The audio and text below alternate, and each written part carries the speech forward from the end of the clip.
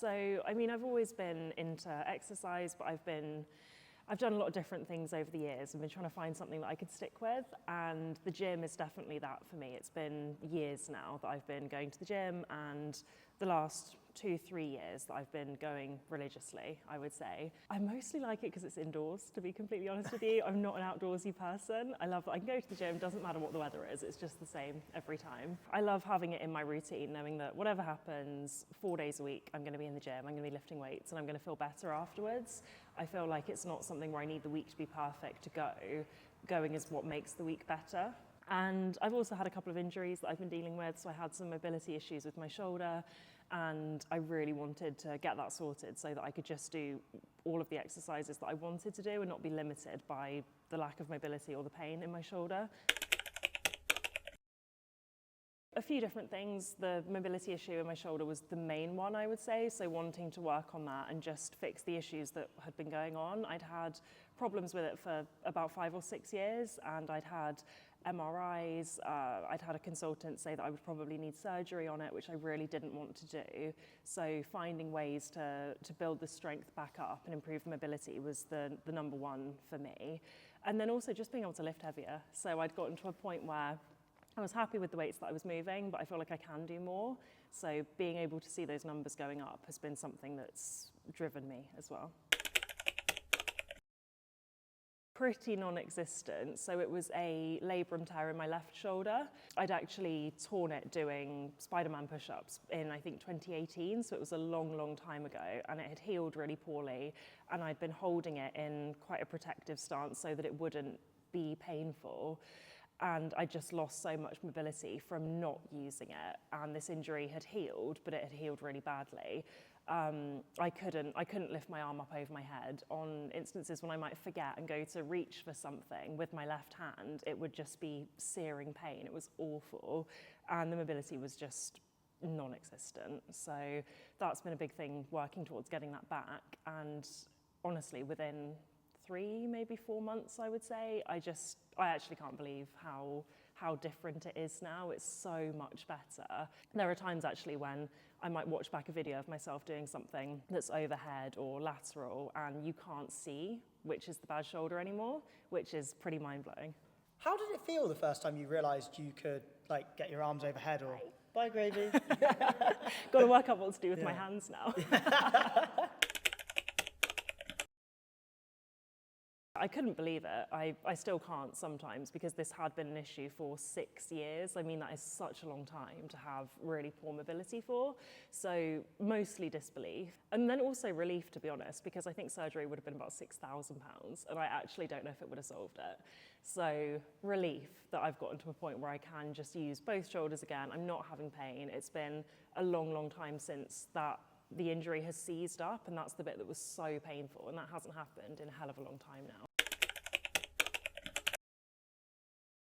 I don't have to be as careful anymore, because there are definitely times when, like I said, I might reach for something overhead and be like, oh shit, and can I swear?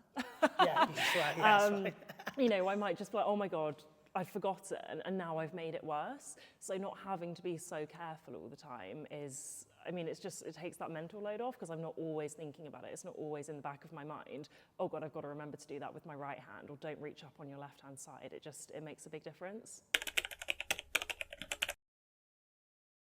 So my deadlift has changed a lot in terms of how I position myself, what my starting position is. I was having problems with that I didn't realise I was having. So I was wedging too much, I was sitting too low, and then I was losing power at the start of my deadlift because I was already in the wrong position. And by the time I'd gotten into the right position, it was just going wrong.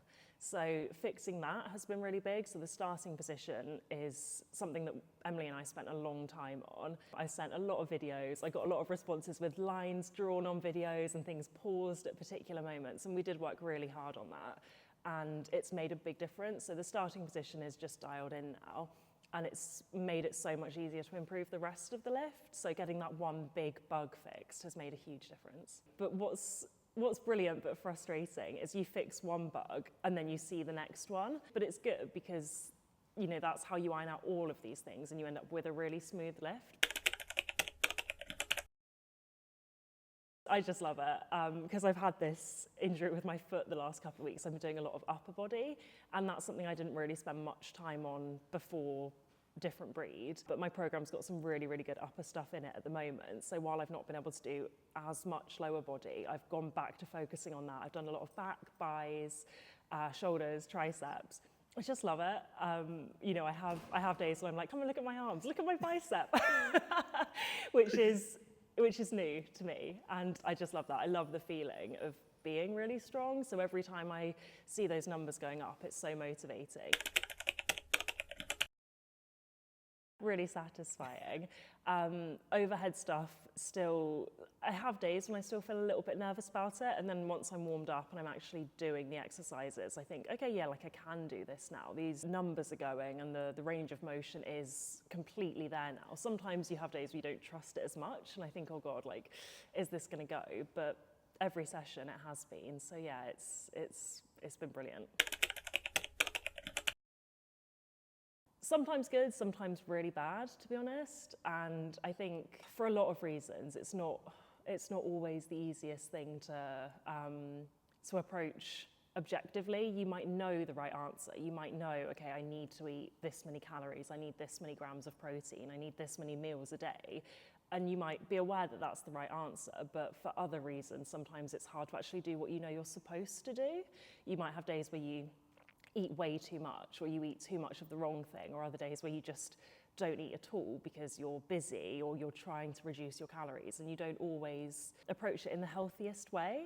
And I think working with different breed and having Emily to talk to about it has really helped, because it helps me to kind of bring back that objectivity and remind myself, okay, you know what the right thing to do is. You know that you should be hitting these numbers, hitting these goals, whether it's, you know, how much fiber I'm eating, how many grams of protein I'm having a day, or even how I'm timing my meals. So making sure that if I know I'm going for a really heavy deadlift tomorrow, I'm having a good lunch, I'm having a good dinner the day before. And being able to talk to somebody about that makes such a difference, because you're reinforcing that message for yourself. Like, I know it's true, but saying to someone else, I know this is what I need to do, reminds me and kind of holds me accountable.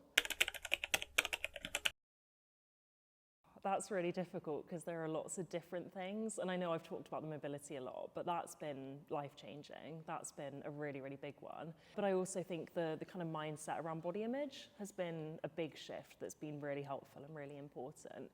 You know, I'm not saying it's perfect. There are still days when you don't feel so good, or you kind of do the wrong things for whatever reason, but by and large, over the last 7-8 months, I feel like I've made really, really big strides with that. And kind of bringing together what I'm doing in the gym, what I'm eating at home, and how I feel about all of it, how that all interacts has made a big difference, and I think that's something that's been really, really positive.